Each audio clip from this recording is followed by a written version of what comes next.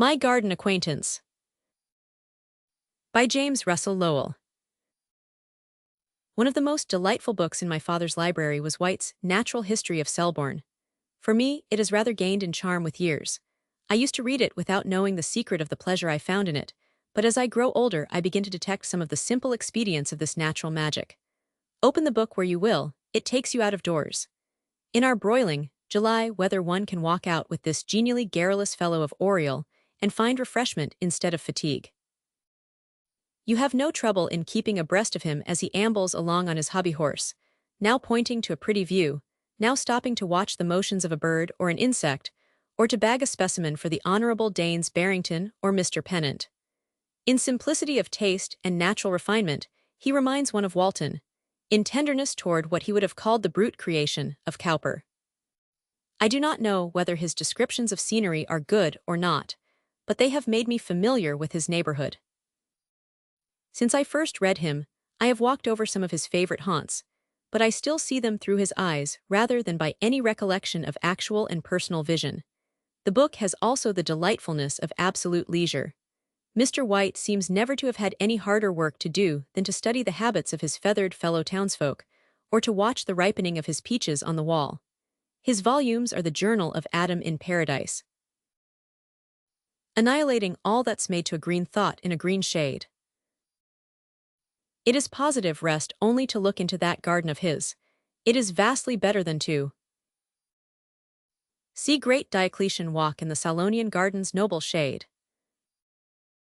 For thither ambassadors intrude to bring with them the noises of Rome, while here the world has no entrance. No rumor of the revolt of the American colonies seems to have reached him.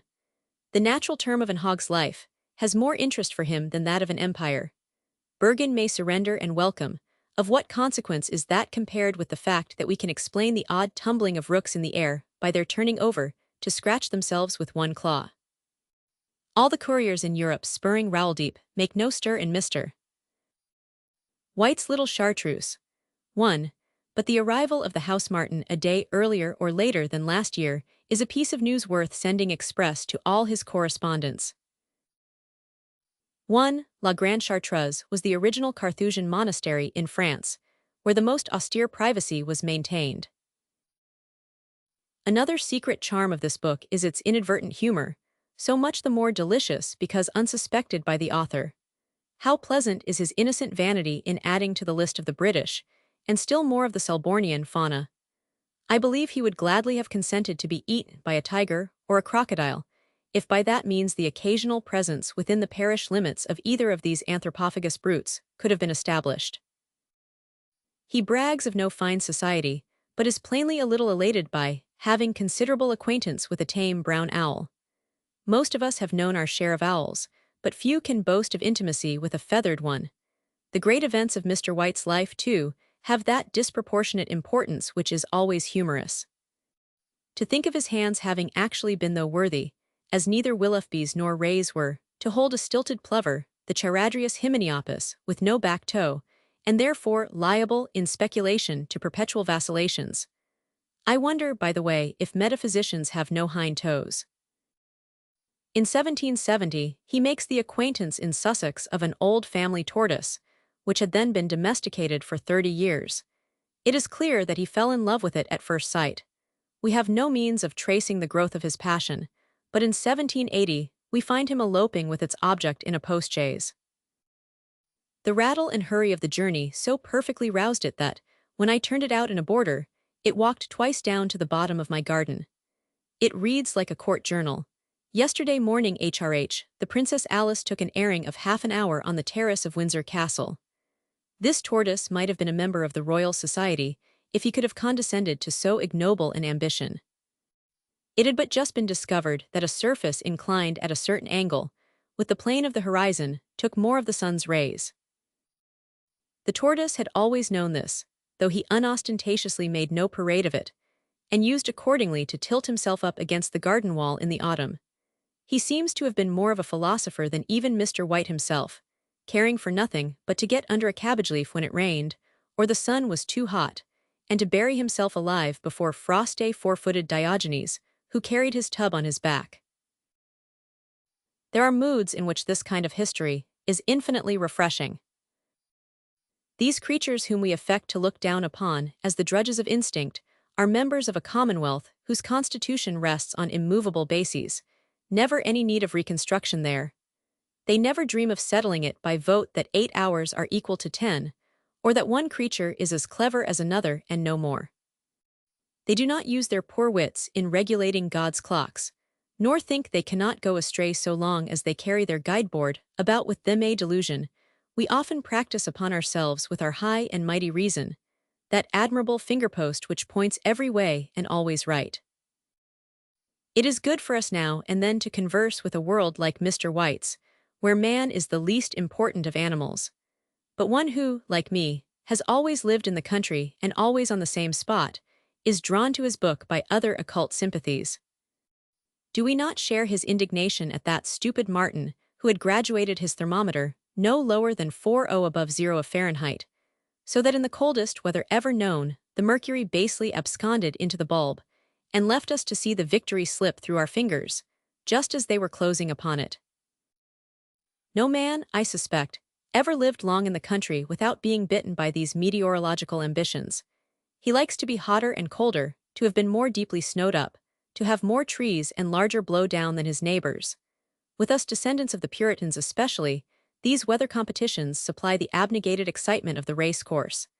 Men learn to value thermometers of the true imaginative temperament, capable of prodigious elations and corresponding dejections. The other day, 5th July, I marked 98.0 in the shade, my high water mark, higher by 1 degree than I had ever seen it before. I happened to meet a neighbor. As we mopped our brows at each other, he told me that he had just cleared 100.0, and I went home a beaten man.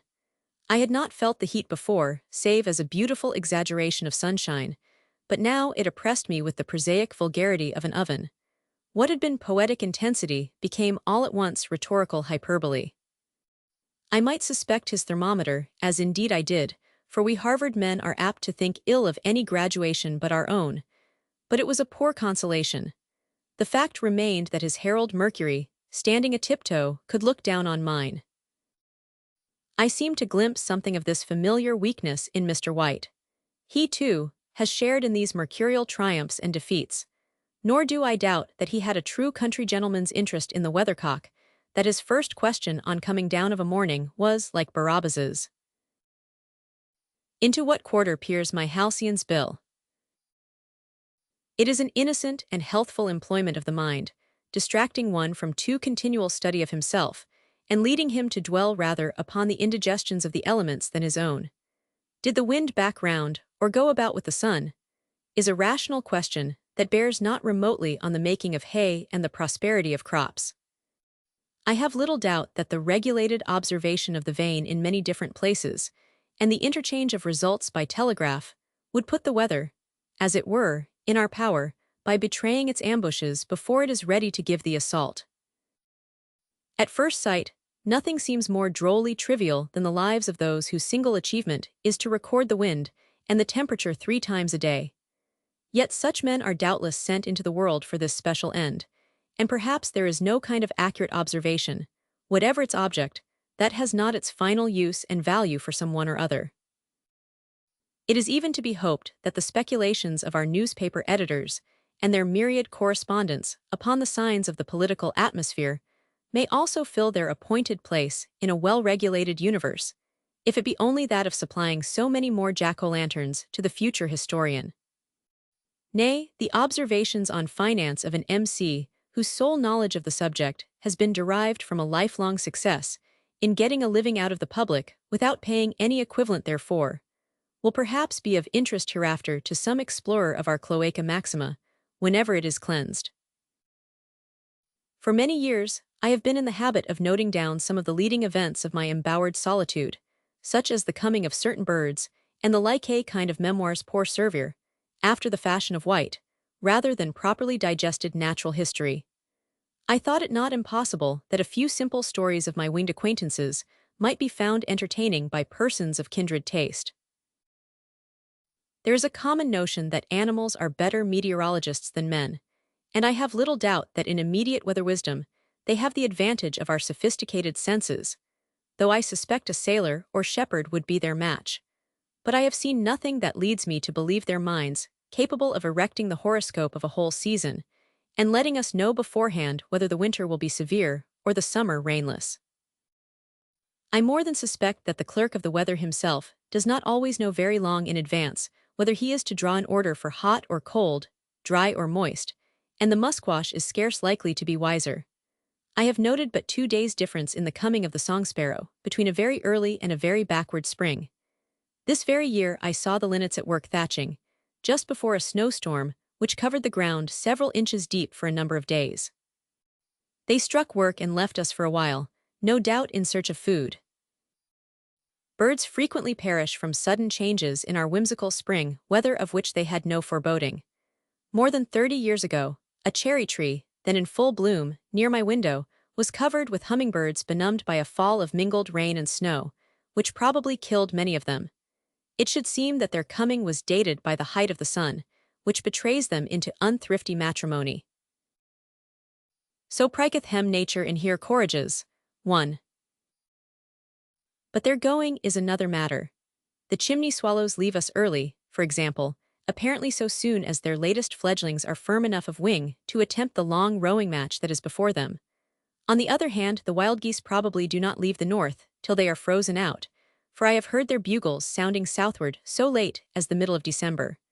What may be called local migrations are doubtless dictated by the chances of food. I have once been visited by large flights of crossbills, and whenever the snow lies long and deep on the ground, a flock of cedar birds comes in midwinter to eat the berries on my hawthorns. I have never been quite able to fathom the local, or rather geographical partialities of birds. Never before this summer, 1870, have the kingbirds, handsomest of flycatchers, built in my orchard, though I always know where to find them within half a mile. The rose-breasted grosbeak has been a familiar bird in Brookline, 3 miles away, yet I never saw one here till last July, when I found a female busy among my raspberries and surprisingly bold. I hope she was prospecting with a view to settlement in our garden. She seemed, on the whole, to think well of my fruit, and I would gladly plant another bed if it would help to win over so delightful a neighbor. 1 Chaucer's Canterbury Tales, Prologue, line 11.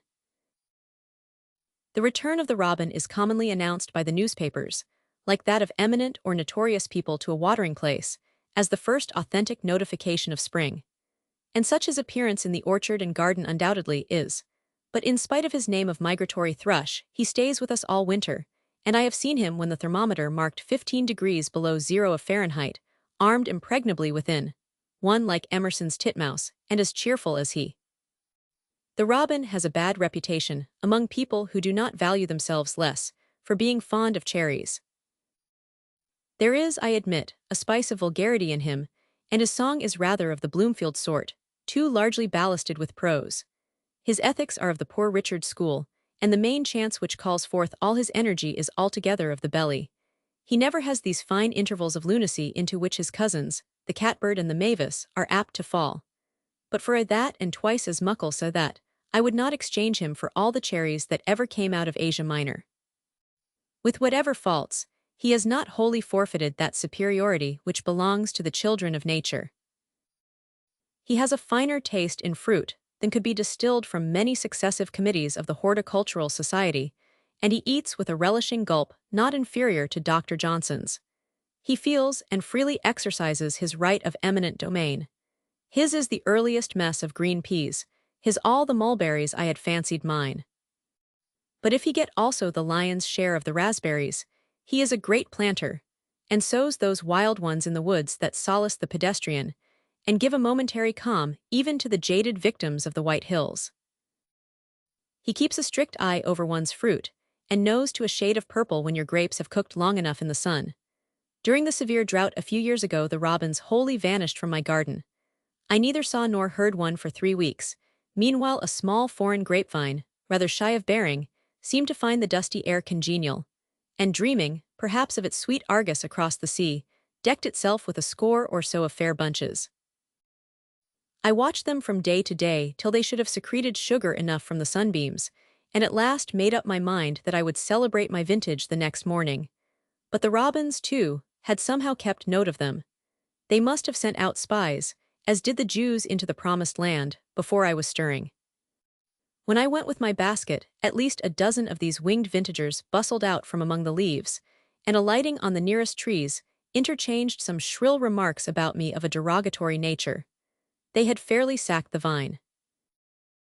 Not Wellington's veterans made cleaner work of a Spanish town, not Federals or Confederates were ever more impartial in the confiscation of neutral chickens. I was keeping my grapes a secret to surprise the fair Fidel with, but the robins made them a profounder secret to her than I had meant. The tattered remnant of a single bunch was all my harvest home. How paltry it looked at the bottom of my basket as if a hummingbird had laid her egg in an eagle's nest. I could not help laughing, and the robins seemed to join heartily in the merriment. There was a native grapevine close by, blue with its less refined abundance, but my cunning thieves preferred the foreign flavor. Could I tax them with want of taste? 1. For well the soul, if stout within, can arm impregnably the skin. The Titmouse, lines 75-76. The robins are not good solo singers, but their chorus, as like primitive fire worshippers, they hail the return of light and warmth to the world, is unrivaled. There are 100 singing like one. They are noisy enough then, and sing, as poets should, with no afterthought. But when they come after cherries to the tree near my window, they muffle their voices, and their faint pip-pip-pop sounds far away at the bottom of the garden, where they know I shall not suspect them of robbing the great black walnut of its bitter-rinded store. 1. They are feathered pecksniffs, to be sure, but then how brightly their breasts, that look rather shabby in the sunlight, shine in a rainy day against the dark green of the fringe tree. After they have pinched and shaken all the life of an earthworm, as Italian cooks pound all the spirit out of a steak, and then gulped him, they stand up in honest self-confidence, expand their red waistcoats with the virtuous air of a lobby member, and outface you with an eye that calmly challenges inquiry. Do I look like a bird that knows the flavor of raw vermin? I throw myself upon a jury of my peers. Ask any robin if he ever ate anything less ascetic than the frugal berry of the juniper, and he will answer that his vow forbids him. Can such an open bosom cover such depravity? Alas, yes. I have no doubt his breast was redder at that very moment with the blood of my raspberries. On the whole, he is a doubtful friend in the garden. He makes his dessert of all kinds of berries, and is not averse from early pears. But when we remember how omnivorous he is, eating his own weight in an incredibly short time, and that nature seems exhaustless in her invention of new insects hostile to vegetation, perhaps we may reckon that he does more good than harm. For my own part, I would rather have his cheerfulness and kind neighborhood than many berries. 1. The screech owl, whose cry, despite his ill name, is one of the sweetest sounds in nature, softens his voice in the same way with the most beguiling mockery of distance. J.R.L. For his cousin, the catbird, I have a still warmer regard. Always a good singer, he sometimes nearly equals the brown thrush, and has the merit of keeping up his music later in the evening than any bird of my familiar acquaintance. Ever since I can remember, a pair of them have built in a gigantic syringa near our front door, and I have known the male to sing almost uninterruptedly during the evenings of early summer till twilight duskened into dark. They differ greatly in vocal talent, but all have a delightful way of crooning over, and, as it were, rehearsing their song in an undertone, which makes their nearness always unobtrusive. Though there is the most trustworthy witness to the imitative propensity of this bird, I have only once, during an intimacy of more than 40 years, heard him indulge it. In that case, the imitation was by no means so close as to deceive, but a free reproduction of the notes of some other birds, especially of the oriole, as a kind of variation in his own song. The catbird is as shy as the robin is vulgarly familiar. Only when his nest or his fledglings are approached does he become noisy and almost aggressive. I have known him to station his young in a thick cornel bush on the edge of the raspberry bed, after the fruit began to ripen, and feed them there for a week or more. In such cases, he shows none of that conscious guilt which makes the robin contemptible. On the contrary, he will maintain his post in the thicket, and sharply scold the intruder who ventures to steal his berries. After all, his claim is only for tithes, while the robin will bag your entire crop if he get a chance. Dr. Watts's statement that birds in their little nests agree, like too many others intended to form the infant mind, is very far from being true. On the contrary, The most peaceful relation of the different species to each other is that of armed neutrality. They are very jealous of neighbors. A few years ago, I was much interested in the house building of a pair of summer yellow birds. They had chosen a very pretty site near the top of a tall white lilac, within easy eye shot of a chamber window. A very pleasant thing it was to see their little home growing with mutual help, to watch their industrious skill interrupted only by little flirts and snatches of endearment, frugally cut short by the common sense of the tiny housewife. They had brought their work nearly to an end, and had already begun to line it with ferndown, the gathering of which demanded more distant journeys and longer absences. But alas, the syringa immemorial manor of the catbirds was not more than 20 feet away, and these giddy neighbors had, as it appeared, been all along jealously watchful, though silent, witnesses of what they deemed an intrusion of squatters. No sooner were the pretty mates fairly gone for a new load of lining than, to their unguarded nest these weasel Scots came stealing. 1. Silently they flew back and forth, each giving a vengeful dab at the nest in passing. They did not fall to and deliberately destroy it, for they might have been caught at their mischief. As it was, whenever the yellow birds came back, their enemies were hidden in their own sight-proof bush. Several times their unconscious victims repaired damages, but at length, after counsel taken together, they gave it up. Perhaps, like other unlettered folk, they came to the conclusion that the devil was in it, and yielded to the invisible persecution of witchcraft. 1 Shakespeare, King Henry v. Act I Scene 2.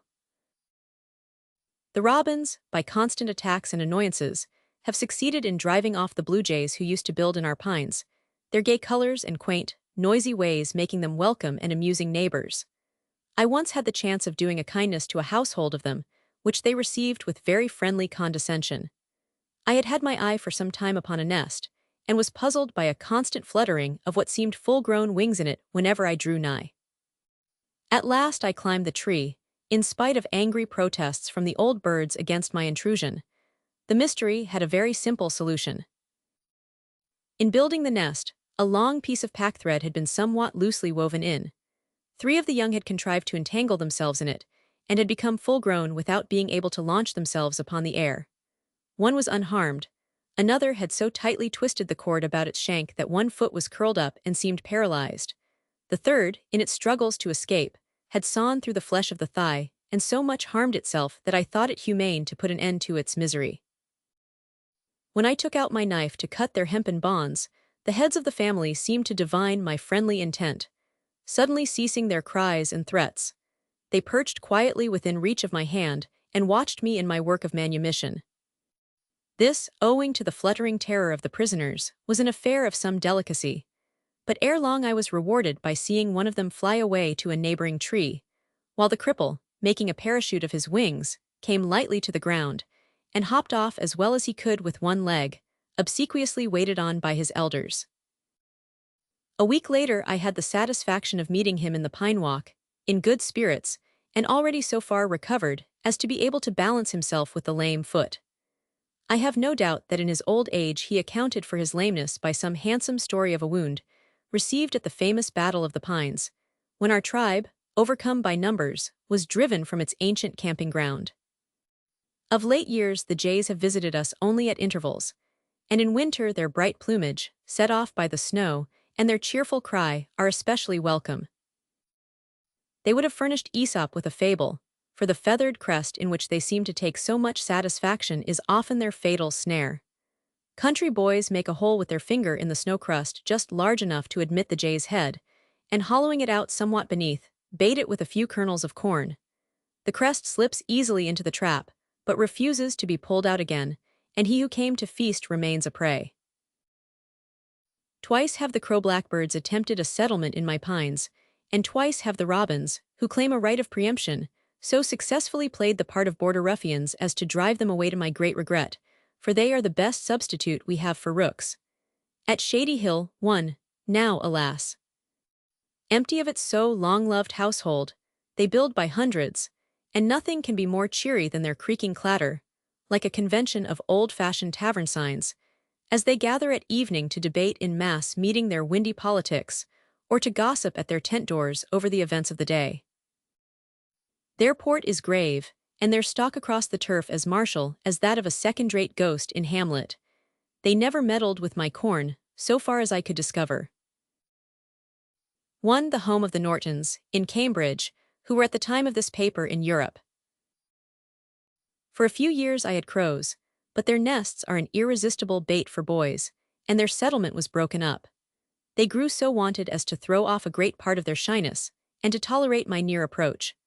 One very hot day I stood for some time within 20 feet of a mother and 3 children, who sat on an elm bough over my head gasping in the sultry air, and holding their wings half spread for coolness.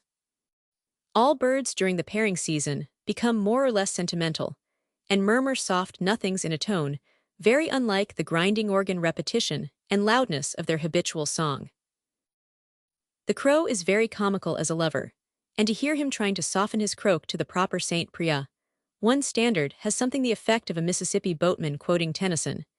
Yet there are few things to my ear more melodious than his caw of a clear winter morning, as it drops to you filtered through 500 fathoms of crisp blue air. The hostility of all smaller birds makes the moral character of the roe, for all his deacon-like demeanor and garb, somewhat questionable. He could never sally forth without insult. The golden robins, especially, would chase him as far as I could follow with my eye, making him duck clumsily to avoid their importunate bills. I do not believe, however, that he robbed any nests hereabouts, for the refuse of the gasworks, which, in our free and easy community, is allowed to poison the river, supplied him with dead alewives in abundance.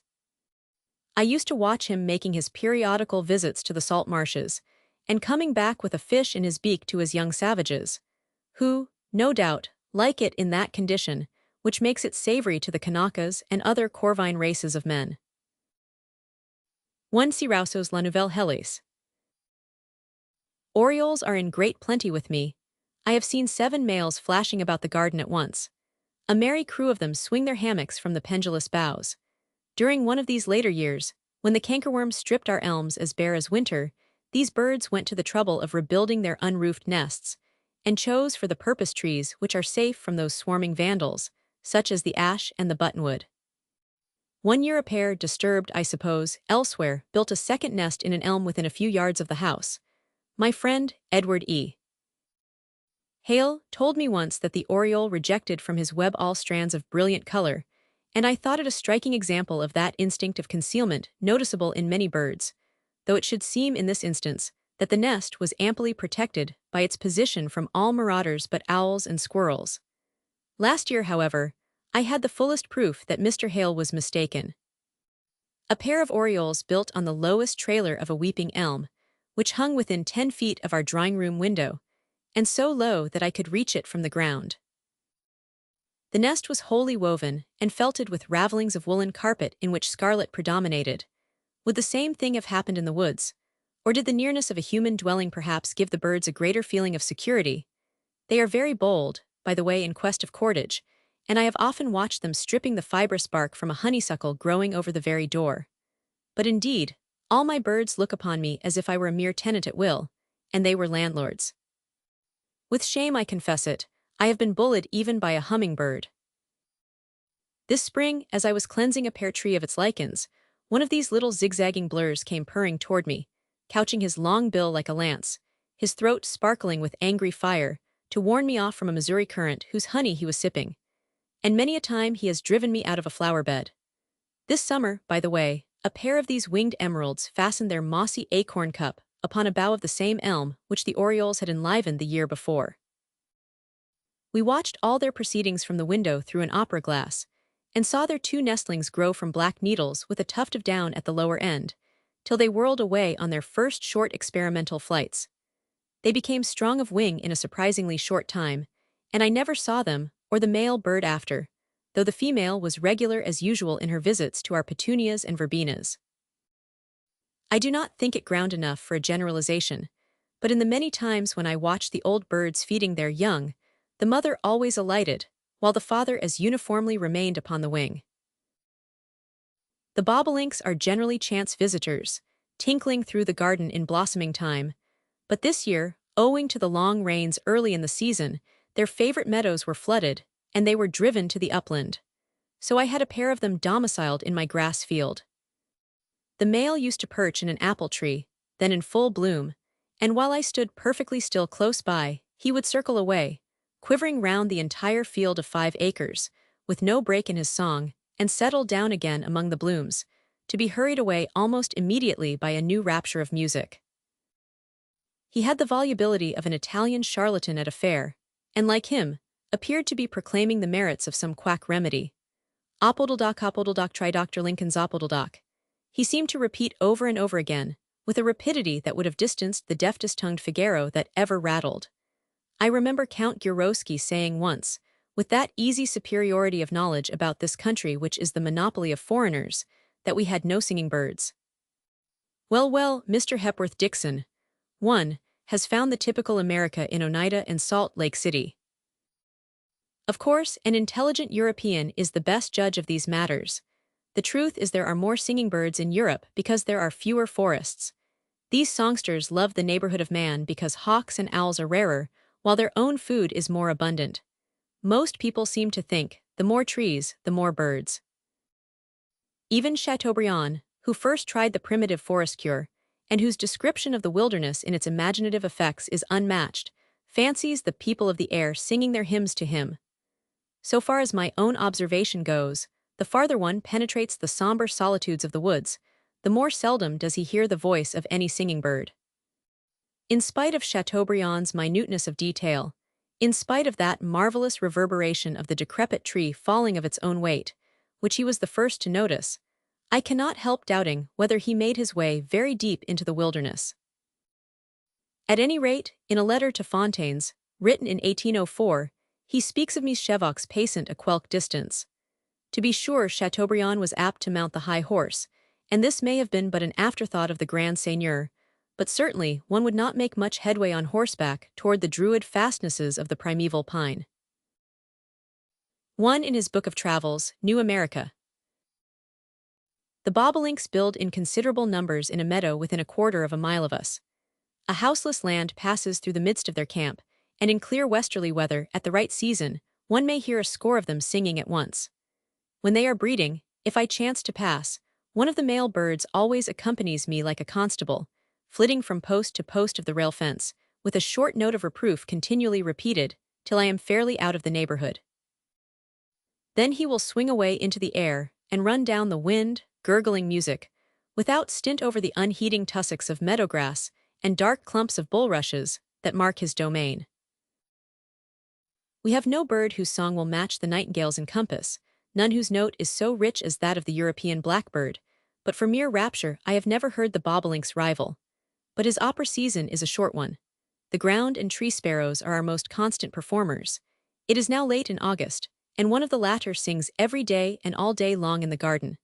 Till within a fortnight, a pair of indigo birds would keep up their lively duo for an hour together. While I write, I hear an oriole gay as in June, and the plaintive maybe of the goldfinch tells me he is stealing my lettuce seeds. I know not what the experience of others may have been, but the only bird I have ever heard sing in the night has been the chip bird. I should say he sang about as often during the darkness as cocks crow. One can hardly help fancying that he sings in his dreams. Father of light, what sunny seed, what glance of day hast thou confined into this bird? To all the breed this busy ray thou hast assigned, their magnetism works all night, and dreams of paradise and light.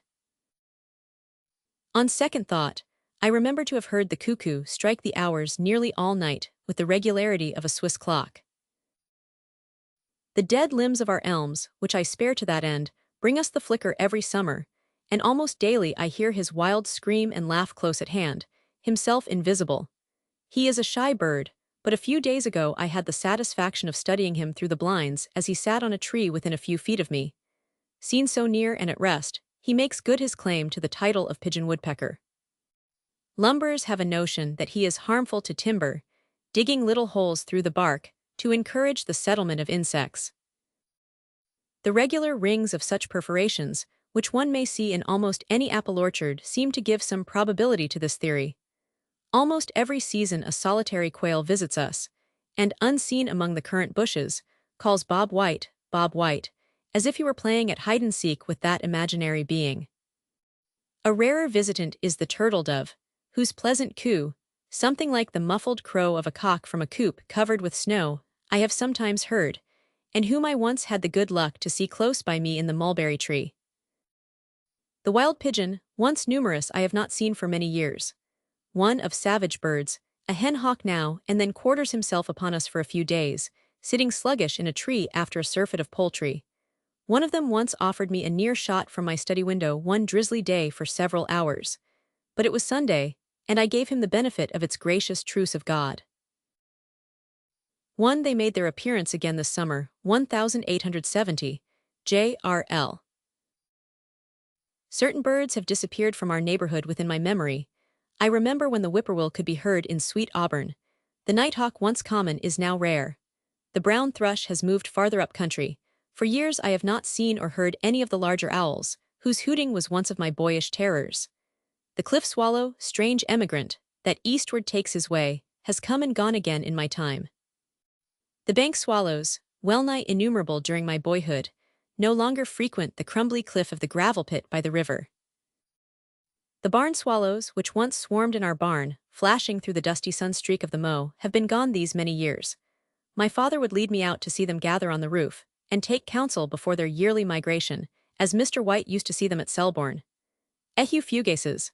Thank fortune, the swift still glues his nest, and rolls his distant thunders night and day in the wide-throated chimneys, still sprinkles the evening air with his merry twittering. The populous heronry in Fresh Pond Meadows has well-nigh broken up, but still a pair or two haunt the old home, as the gypsies of Ellingowan their ruined huts, and every evening fly over us riverwards, clearing their throats with a hoarse hawk as they go, and in cloudy weather, scarce higher than the tops of the chimneys. Sometimes I have known one to alight in one of our trees, though for what purpose I never could divine. Kingfishers have sometimes puzzled me in the same way, perched at high noon in a pine, springing their watchman's rattle when they flitted away from my curiosity, and seeming to shove their top-heavy heads along as a man does a wheelbarrow. Some birds have left us, I suppose, because the country is growing less wild. I once found a summer duck's nest within a quarter of a mile of our house, but such a trouvaille would be impossible now as kids' treasure. And yet the mere taming of the neighborhood does not quite satisfy me as an explanation. 20 years ago, on my way to bathe in the river, I saw every day a brace of woodcock, on the miry edge of a spring within a few rods of a house, and constantly visited by thirsty cows. There was no growth of any kind to conceal them, and yet these ordinarily shy birds were almost as indifferent to my passing as common poultry would have been. Since bird nesting has become scientific, and dignified itself as zoology, that, no doubt, is partly to blame for some of our losses. But some old friends are constant. Wilson's thrush comes every year to remind me of that most poetic of ornithologists. He flits before me through the pine walk like the very genius of solitude. A pair of pewees have built immemorially on a jutting brick in the arched entrance to the ice house, always on the same brick, and never more than a single pair, though 2 broods of 5 each are raised there every summer. How do they settle their claim to the homestead? By what right of primogeniture? Once the children of a man employed about the place eulogized the nest, and the pewees left us for a year or two. I felt towards those boys as the messmates of the Ancient Mariner, one did towards him after he had shot the albatross. But the pewees came back at last, and one of them is now on his wonted perch, so near my window that I can hear the click of his bill as he snaps a fly on the wing, with the unerring precision a stately Trasteverina shows in the capture of her smaller deer. The pewee is the first bird to pipe up in the morning, and during the early summer, he preludes his matutinal ejaculation of pewee with a slender whistle, unheard at any other time. He saddens with the season, and as summer declines, he changes his note to chew pewee, as if in lamentation. Had he been an Italian bird, Ovid would have had a plaintive tale to tell about him. He is so familiar as often to pursue a fly through the open window into my library. 1. In Coleridge's poem of that name. There is something inexpressibly dear to me in these old friendships of a lifetime. There is scarce a tree of mine but has had, at some time or other, a happy homestead among its boughs, and to which I cannot say. Many light hearts and wings, which now behead, lodged in thy living bowers. My walk under the pines would lose half its summer charm were I to miss that shy anchorite, the Wilson's thrush, nor hear in haying time the metallic ring of his song, that justifies his rustic name of Scythewet. I protect my game as jealously as an English squire. If anybody had eulogized a certain cuckoo's nest I know of, I have a pair in my garden every year, it would have left me a sore place in my mind for weeks. I love to bring these aborigines back to the mansuetude they showed to the early voyagers, and before, forgive the involuntary pun, they had grown accustomed to man and knew his savage ways. And they repay your kindness with a sweet familiarity too delicate ever to breed contempt. I have made a pen treaty with them, preferring that to the Puritan way with the natives, which converted them to a little Hebraism and a great deal of Medford rum. If they will not come near enough to me, as most of them will, I bring them close with an opera glace much better weapon than a gun. I would not, if I could, convert them from their pretty pagan ways. The only one I sometimes have savage doubts about is the red squirrel. I think he eulogizes.